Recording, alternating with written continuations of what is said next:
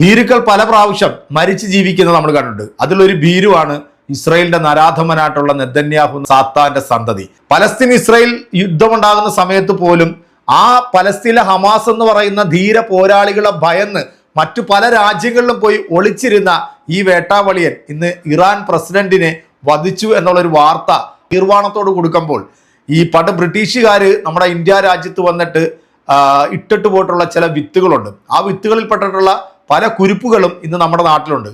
ആയത്തുള്ള അൽ Khamenei എന്ന് പറയുന്ന ധീരനായിട്ടുള്ള വിപ്ലവകാരി, ആ രാജ്യത്തെ ജനങ്ങൾക്ക് വേണ്ടി രക്തസാക്ഷിയായിട്ടുള്ള അദ്ദേഹം ആ ജനങ്ങളെ വിട്ടിട്ട് ഒരു സ്ഥലത്തോട്ടും പോയില്ല, ഒരു സ്ഥലത്ത് ഒളിച്ചിട്ടുമില്ല.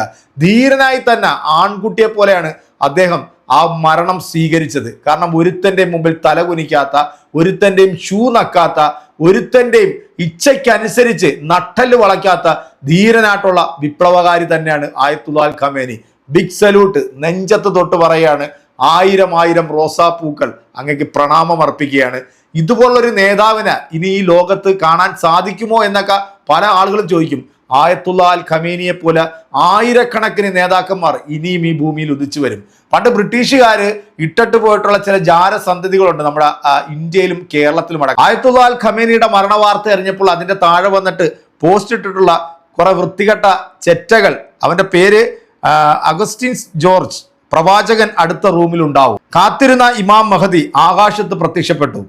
അപ്പൊ ഇതുപോലൊക്കെ പോസ്റ്റ് ഇടുന്ന ഈ ക്രിസംഖ്യ നാറി പണ്ട് ബ്രിട്ടീഷുകാരുടെ ജാരസന്ധിയിൽ ഉണ്ടായതാണെന്ന് നമുക്ക് 100 വട്ടം നമുക്ക് പറയാം. ഇതുപോലെ ഒരുപാട് എണ്ണം ഇപ്പൊ സോഷ്യൽ മീഡിയയിൽ വന്നിട്ട് ഇങ്ങനെ അങ്ങോട്ട് കമന്റ് ഇട്ട് ഒരു ചത്തു 72 ഹൂറികൾക്ക് ഇന്ന് ആഘോഷം. സത്യത്തിൽ ഈ പോസ്റ്റ് ഇടുന്ന ഈ നാറികളോട് എനിക്ക് പറയാനുള്ളത്, ഇന്ത്യ മഹാരാജ്യം ഇറാൻ എന്ന് പറയുന്ന ഈ രാജ്യമായിട്ട്, അതായത് ഇന്ത്യക്ക് സ്വാതന്ത്ര്യം കിട്ടി ഏതാണ്ട് 10 വർഷം കഴിയുമ്പോഴത്തേക്ക് ഇന്ത്യയും ഇറാനും തമ്മിലുള്ള ഒരു ആത്മബന്ധം, അവർ തമ്മിലുള്ള ഒരു സ്നേഹം, അതിന്റെ ചരിത്രങ്ങൾ അറിയാത്ത നിന്നെപ്പോലുള്ള വേട്ടാവളിയന്മാർക്ക് മാത്രമേ ഇങ്ങനൊരു കമന്റ് ഇടാൻ പറ്റൂ. പക്ഷേ ഇന്ന് ഇറാനെ അടിക്കാൻ വേണ്ടി സപ്പോർട്ട് ചെയ്തു കൊടുത്തിട്ടുള്ള മറ്റ് അറബ് രാജ്യങ്ങളുടെ അവസ്ഥ ഇനി എന്താകും എന്നുള്ളത് നമുക്ക് കാത്തിരുന്ന് തന്നെ കാണാം. അസ്തിത്വം പണയപ്പെടുത്തി നട്ടലില്ലാത്ത പ്രവൃത്തി കാണിച്ചിട്ടുള്ള ഈ അറബിമാരായിട്ടുള്ള ഈ നേതാക്കന്മാർക്കെല്ലാം 8ന്റെ പണി ഇനി കിട്ടാൻ കിടക്കുന്നതേ ഉള്ളൂ. അതൊക്കെ നമുക്ക് കാത്തിരുന്ന് തന്നെ കാണാം. ഇപ്പൊ ഈ എംസ്റ്റീൻ ഫയൽ എന്ന് പറയുന്ന ആ ഒരു സംഭവം പുറത്തു വന്നപ്പോഴത്തേക്ക് ഈ ട്രംപിന്റെയും അതുപോലെ തന്നെ ഇസ്രായേലിന്റെയും പല അറബ് രാജ്യങ്ങളുടെ നേതാക്കന്മാരുടെയൊക്കെ ഞെട്ടിക്കുന്ന വെളിപ്പെടുത്തലുകൾ പുറത്തു വരും എന്ന് ഭയന്നിട്ടാണ് ഇത്തരത്തിൽ ഇവന്മാർക്ക് കൂട്ടുനിന്നിട്ടുണ്ടെങ്കിൽ കാലം നിന്നെ ഒന്നും വെറുതെ വിടത്തി. പല മാധ്യമ പ്രവർത്തകരെയും നമ്മൾ കാണാറുണ്ട് കേരളത്തിൽ കിടന്ന് ഇങ്ങനെ അനാവശ്യമായിട്ട് കുരയ്ക്കുന്നത്. അതായത് ഇറാന്റെ പരമോന്നത നേതാവ് ഇപ്പം മരണപ്പെട്ടു, കൊലപ്പെടുത്തി എന്നൊക്കെ പറഞ്ഞുകൊണ്ട് എക്സ്ക്ലൂസീവ് ന്യൂസ് കാണിക്കുന്ന ചില മാധ്യമങ്ങളും അതിനകത്തിരുന്നുകൊണ്ട് കുരയ്ക്കുന്ന ചില വേട്ടാവളിയന്മാർക്കൊക്കെ മാതൃകയാണ് സുനിത ദേവദാസ് എന്ന് പറഞ്ഞ ഈ ഓൺലൈൻ മാധ്യമ പ്രവർത്തക. ഒരുപാട് അഭിമാനത്തോടുകൂടി തന്നെ പറയാണ്, ഒരു ഇന്ത്യക്കാരൻ എന്ന നിലയിൽ നട്ടലോടുകൂടി ഇങ്ങനെ കാര്യങ്ങൾ വിളിച്ചു പറയുമ്പോൾ അത് കേൾക്കുമ്പോൾ ഒരു രോമാഞ്ചം നമുക്ക് ഉണ്ടാകുന്നുണ്ട്. ഈ വീഡിയോ നിങ്ങൾ ആരും സ്കിപ്പ് ചെയ്യരുത്. സുനിത ദേവദാസ് പറയുന്ന ഈ ഒരു വീഡിയോ എൻ്റെ പ്രിയപ്പെട്ട പ്രേക്ഷകരെ ഒന്ന് കാണുക. പ്രത്യേകിച്ച് ഇവിടുത്തെ കൂസന്മാരും ഇവിടുത്തെ സംഖ്യവാണങ്ങളും സൈബർ ഇടങ്ങളിൽ വന്ന് കുരയ്ക്കുന്ന നിന്നെപ്പോലുള്ള ഊളകൾ, ചരിത്രം എന്താണെന്ന് പോലും അറിയാത്ത നീയൊക്കെ ഈ സഹോദരി പറയുന്ന ഇതൊന്ന് കേൾക്കണം. വീഡിയോയിലേക്ക് പോവാം. ഇന്നത്തെ ദിവസം നിശബ്ദമായിരിക്കാൻ കഴിയില്ല. അമേരിക്ക പറയുന്നതിനനുസരിച്ച് ജീവിക്കണോ അത് പോരാടി മരിക്കണോ എന്നതായിരുന്നു ചോദ്യം. പോരാട്ടം തന്നെ തിരഞ്ഞെടുക്കും ആത്മാഭിമാനികൾ. അമേരിക്കയ്ക്കും ഇസ്രായേലിനും അടിയറവ് പറയാതെ കടന്നു പോകുന്ന ഈ മനുഷ്യൻ ഒരു ചരിത്രമാണ്. തല കുനിക്കാതെ മടക്കം.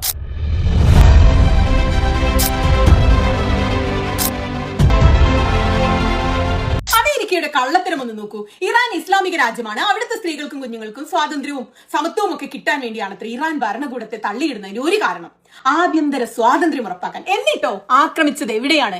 പെൺകുട്ടികൾ പഠിക്കുന്ന ഇറാനിലെ സ്കൂളിലാണ് ആക്രമണം നടന്നത്. പെൺകുഞ്ഞുങ്ങളെയാണ് അവർ ആദ്യം കൊന്നത്. എന്ത് സ്വാതന്ത്ര്യമാണ് പെൺകുഞ്ഞുങ്ങളെ കൊല്ലുന്നതിലൂടെ ഇവിടെ വരുന്നത്? ഇവർ കള്ളം പറയുകയാണ്. ഇവരുടെ ലക്ഷ്യം ഇസ്ലാമിക രാജ്യത്തിൽ നിന്നും സ്ത്രീകളെയും കുഞ്ഞുങ്ങളെയും മോചിപ്പിക്കലൊന്നുമല്ല, പച്ചയായ അധിനിവേശമാണ് ഇപ്പോൾ നടക്കുന്നത്. സ്ത്രീകൾക്ക് സ്വാതന്ത്ര്യം നേടിക്കൊടുക്കാൻ വേണ്ടി പെൺകുഞ്ഞുങ്ങളെ കൊല്ലുന്ന അസാധാരണമായ സ്വാതന്ത്ര്യ സമരമാണിത്.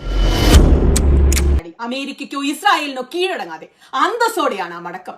എത്രയോ അമേരിക്കൻ പ്രസിഡന്റുമാരെ മുൾമുനയിൽ നിർത്തി വിറപ്പിച്ച് വർഷങ്ങളോളം നായകനായി നിന്ന് ലോകത്തെ മുഴുവൻ സ്വാധീനിച്ച് ആത്മാഭിമാനം എന്തെന്ന് കാണിച്ചു തന്ന് പോരാട്ട വീര്യം എന്തെന്ന് അറിയിച്ച് എങ്ങനെ അമേരിക്കയെ പേടിക്കാതെ പൊരുതാമെന്ന് കാണിച്ചു തന്നുള്ള ഒരു മടക്കം. അറബ് രാജ്യങ്ങളിലെ അമേരിക്കൻ സൈനിക താവളങ്ങളിലൊക്കെ ഇറാൻ ബോംബിടുന്നുണ്ട്. ഇത് ശരിയാണോ തെറ്റാണോ എന്നൊരു ചോദ്യം നിങ്ങളുടെ മനസ്സിൽ ഉയരുന്നുണ്ടെങ്കിൽ അതിനു മുമ്പ് നിങ്ങൾ നിങ്ങളോട് തന്നെ ഒന്ന് ചോദിക്കണം. ഇപ്പൊ അമേരിക്കയും ഇസ്രായേലും ചെയ്യുന്നത് ശരിയാണോ? എന്തിനാണ് അവർ ഇറാനെ ആക്രമിച്ചത്? ഇറാൻ ആർക്കായിരുന്നു ഈ രാജ്യത്ത് ഭീഷണി? അമേരിക്കയ്ക്ക് ഭീഷണിയായിരുന്നോ? ഇസ്രായേലിന് ഭീഷണിയാണോ? എന്ത് തേങ്ങയാണ് ഇറാനെ കൊണ്ട് ഈ ലോകത്തിന് പ്രശ്നമായി ഉണ്ടായിരുന്ന കാര്യം എന്താണ്? അമേരിക്കൻ സൈനിക താവളങ്ങളാണ് ഇറാൻ എന്ന രാജ്യത്തിന് ചുറ്റും ഈ കിടക്കുന്നത്. എല്ലാ മിഡിൽ ഈസ്റ്റ് രാജ്യങ്ങളിലും ഉണ്ട്. ഇറാനെ അമേരിക്ക ചുറ്റി വരിഞ്ഞ് ശ്വാസം മുട്ടിച്ചാണ് നിന്നിരുന്നത്. യുദ്ധം ആർക്കും ഗുണം ചെയ്യില്ല. യുദ്ധം കൊണ്ട് ഗുണം അമേരിക്കയ്ക്ക് മാത്രമാണ് ലോകത്തിൽ. ബാക്കി എല്ലാവർക്കും നഷ്ടം മാത്രമേ ഉണ്ടാവൂ. എല്ലാവർക്കും നഷ്ടം. അറബ് രാജ്യങ്ങൾക്ക് നഷ്ടം. ഇറാൻ വീഴും, കൂട്ടത്തിൽ അറബ് രാജ്യങ്ങളും വീണേക്കാം. 1982 ഖമനയുടെ 43 വയസ്സിൽ ഒരു അഭിമുഖത്തിൽ അദ്ദേഹത്തോട് ആരാണ് അങ്ങയുടെ ഏറ്റവും വേഴ്സ്റ്റ് എനിമി എന്നൊരു ചോദ്യം ചോദിക്കുന്നുണ്ട്. അതിന് അദ്ദേഹം അന്ന് പറയുന്ന മറുപടിയാണ് അമേരിക്ക എന്ന്. ഇപ്പോൾ 2026 86 വയസ്സിലും അദ്ദേഹത്തിന്റെ ശത്രു അമേരിക്ക തന്നെയായിരുന്നു. Who is your worst enemy, Mr. President? दुश्मन असली है ईरान की अमेरिका. ആരാണ് ശരി? നിങ്ങൾ ആർക്കൊപ്പം എന്നൊക്കെ ചോദിച്ചാൽ എനിക്കറിയില്ല നിങ്ങളുടെയൊക്കെ മറുപടി എന്തായിരിക്കുമെന്ന്.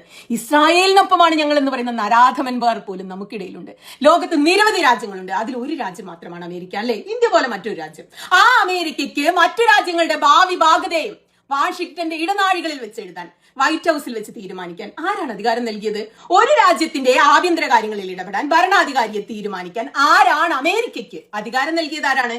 എല്ലാത്തിനും ഒരു അന്ത്യമുണ്ടാകും. അമേരിക്കയ്ക്കും അന്ത്യമുണ്ടാകും. പുറം ആ രാജ്യത്ത് പോയി ബോംബിടാൻ, ഭരണാധികാരിയെ കൊല്ലാൻ, അവർ പറയുന്ന ആളെ ഭരണാധികാരിയാക്കി വെക്കാനൊക്കെ എങ്ങനെയാണ് പറ്റുക? നിരന്തരം ജനാധിപത്യത്തെ കുറിച്ച് സംസാരിച്ചിട്ട് പ്രവൃത്തിയിൽ വരും ഏകാധിപതികളായി മാറാൻ നാണമില്ലേ അമേരിക്കയ്ക്കും ഇസ്രായേലിനും ഒന്നും? ഇറാനിൽ ബോംബിടുമ്പോൾ എന്താണ് അമേരിക്കയും ഇസ്രായേലും എന്താ ശരിക്കും ചെയ്യുന്നത്? ഇസ്രായേലിന്റെ അടിമയാണോ ഈ അമേരിക്ക എന്ന് പറയുന്നത്? ഒരു രാജ്യത്ത് എന്തെങ്കിലും ഒരു ആഭ്യന്തര പ്രശ്നം ഉണ്ടെങ്കിൽ, ഭരണമാറ്റം ആവശ്യമുണ്ടെങ്കിൽ അത് രാജ്യത്തിനകത്താണ് നടക്കേണ്ടത്. അത് അവരുടെ ആഭ്യന്തര പ്രശ്നമാണ്. അല്ലാതെ ബാഹ്യശക്തികൾ ബോംബിട്ട് അല്ല അത് നടപ്പാക്കേണ്ടത്. നടക്കുന്ന ഈ കാര്യങ്ങൾ ഏറ്റവും നാണം കെട്ട വൃത്തികെട്ട പ്രവൃത്തി പഹ്ലവിയുടേതാണ്. അമേരിക്കയുടെ കളിപ്പാവയായി നിന്നാണോ പഹ്ലവി ഇറാനിൽ ഭരണമാറ്റത്തിന് ശ്രമിക്കേണ്ടത്? ഏതോ കാലത്ത് ഇറാനിൽ നിന്നും ഓടിപ്പോയി അമേരിക്കയുടെ അടിമയായി കളിപ്പാവയായി ജീവിച്ച് ഇടയ്ക്കിടയ്ക്ക് ഇറാനിൽ അസ്ഥിരത ഉണ്ടാക്കുന്നവനാണോ പ്രതിപക്ഷ നേതാവ്? ആഹാ, ഇയാൾക്കാണോ ഇനി ഇറാന്റെ ഭരണം കിട്ടാൻ അർഹത? പഹ്ലവി ഭരിക്കുന്നതും അമേരിക്ക ഇറാൻ ഭരിക്കുന്നതും തമ്മിൽ എന്താണ് വ്യത്യാസം? എന്നിട്ട് അയാൾ ഇന്ന് അമേരിക്കയ്ക്ക് നന്ദി പറയുന്നത് കണ്ടു. എന്ത് ഉളുപ്പുണ്ടോ ഇയാൾക്കൊക്കെ? ഇയാളെയൊക്കെ ചരിത്രം എന്നും ഒറ്റുകാരനായി മാത്രമാണ് രേഖപ്പെടുത്തുക. ഇറാനിൽ ഭരണമാറ്റം വരേണ്ടത് അത് ആവശ്യമുണ്ടെങ്കിൽ ആ മണ്ണിൽ നിന്നാണ്, അമേരിക്കയിൽ നിന്ന് ഇസ്രായേൽ വഴിയല്ല ഭരണമാറ്റം വരേണ്ടത്. സമാധാന ചർച്ചകൾ നടന്നുകൊണ്ടിരിക്കുക ബോംബിടുക, ഗസയിൽ വംശഹത്യ ഇതിനിടയിലും തുടരുക, വെനിസ്വേലയുടെ പ്രസിഡന്റിനെ രാജ്യരാമാനം തട്ടിക്കൊണ്ടുപോവുക, UN നോക്കുകുത്തിയായി വെക്കുക, നാണമില്ലാതെ എന്നിട്ട് മനുഷ്യാവകാശം, ജനാധിപത്യം, അന്താരാഷ്ട്ര നിയമം എന്നൊക്കെ പുലമ്പുക. ഇതുപോലൊരു തെമ്മാടി രാഷ്ട്രം ലോകത്ത് വേറെ ഉണ്ടോ? ഈ അമേരിക്കയ്ക്കെതിരെ സംസാരിക്കാൻ എത്ര രാജ്യങ്ങൾക്ക് എന്നിട്ട് ധൈര്യമുണ്ട്? എനിക്ക് സമാധാനത്തിനുള്ള നോബൽ സമ്മാനം തായോ എന്ന് പറഞ്ഞ് ലോകം മുഴുവൻ ഓടി നടക്കുന്ന ഒരുത്തൻ, ആ ഓടി നടക്കുന്നതിനിടയിൽ ലോകം മുഴുവൻ അശാന്തി വിതയ്ക്കുക. Venezuela, Syria, Iraq, Nigeria, Somalia, Yemen, Iran, list ചെയ്താൽ തീരില്ല. ഇറാനിലെ പെൺകുട്ടികൾ പഠിക്കുന്ന സ്കൂളിൽ ബോംബിടുക, കുഞ്ഞുങ്ങളെ കൊന്നു തള്ളുക, കുഞ്ഞുങ്ങളെ കൊല്ലുന്നതിന് ഗസയിൽ പിന്തുണ നൽകുക. ഇവർക്കിത് പുത്തരിയല്ല. ഗസയിൽ എത്ര കുഞ്ഞുങ്ങളുടെ ചോര വീണിരിക്കുന്നു? എപ്സ്റ്റീൻ ഫയലിലുണ്ട് ബാക്കി കുഞ്ഞുങ്ങളോട് ഇവർ ചെയ്ത ക്രൂരതകൾ. മാധ്യമപ്രവർത്തനം എന്തെന്നറിയാത്ത കേരളത്തിലെ മാപ്രകൾ പടച്ചുവിടുന്ന ഈ പ്രൊപ്പഗണ്ടയായിട്ടുള്ള വാർത്തകളുണ്ടല്ലോ, ആ വാർത്തകൾ കേൾക്കുമ്പോൾ ഈ സുനിത ദേവദാസിനെ പോലുള്ള ഓൺലൈൻ മാധ്യമ പ്രവർത്തകർ നമുക്ക് അഭിമാനമാണ് തോന്നുന്നത്.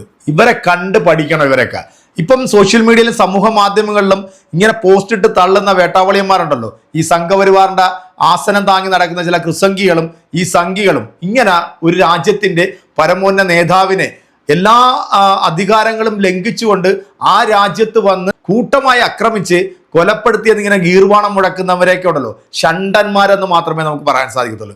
ഒരിക്കലും അൽ ഖമേനി എന്ന് പറയുന്ന ആ വ്യക്തി മരണപ്പെട്ടതിൽ ഒരു ദുഃഖവും പോലുമില്ല. കാരണം അഭിമാനമാണ് തോന്നുന്നത്. കാരണം ആ രാജ്യത്തിലെ ജനങ്ങൾക്ക് വേണ്ടി, ആ രാജ്യത്തിന് വേണ്ടി ഇതുപോലുള്ള വൃത്തികെട്ടവന്മാരുടെ മുമ്പിൽ തല കുനിക്കാതെ ഇത്രയും കാലം അവന്മാരെ വിറപ്പിച്ച് നിർത്തിയിട്ടുണ്ടെങ്കിൽ അവനാണ് പുലിക്കുട്ടി. ലോകം നാളെ അദ്ദേഹത്തെ വാഴ്ത്തും. ഇപ്പോഴുള്ള നരാധമന്മാർ പുഴുത്ത് ചാകുന്നതും നമുക്ക് ഈ രാജ്യത്തിരുന്നുകൊണ്ട് തന്നെ കാണാൻ സാധിക്കും. എന്തായാലും സുനിത ദേവദാസിനെ പോലുള്ള മാധ്യമ പ്രവർത്തകയെ കുറിച്ച് ഓർക്കുമ്പോഴത്തേക്ക് ഒരുപാട് അഭിമാനം തോന്നുന്നുണ്ട്. ആ സുനിത, ബിഗ് സല്യൂട്ട്. നിങ്ങളെപ്പോലുള്ളവരാണ് നമ്മുടെ രാജ്യത്തിന് ആവശ്യം, നമ്മുടെ നാടിന് ആവശ്യം. ഒരു അൽ ഖമേനി പോയി കഴിഞ്ഞാൽ 1000 അൽ ഖമേനിമാർ പല സ്ഥലത്തു നിന്നും ഉയർത്തെഴുന്നേൽക്കുന്നത് നമുക്ക് കാണാൻ സാധിക്കും. കാലം തെളിയിക്കും. അത് കണ്ടേ നമ്മൾ ഇവിടുന്ന് മടങ്ങും. അപ്പൊ കാണാം അടുത്തൊരു വീഡിയോയിൽ.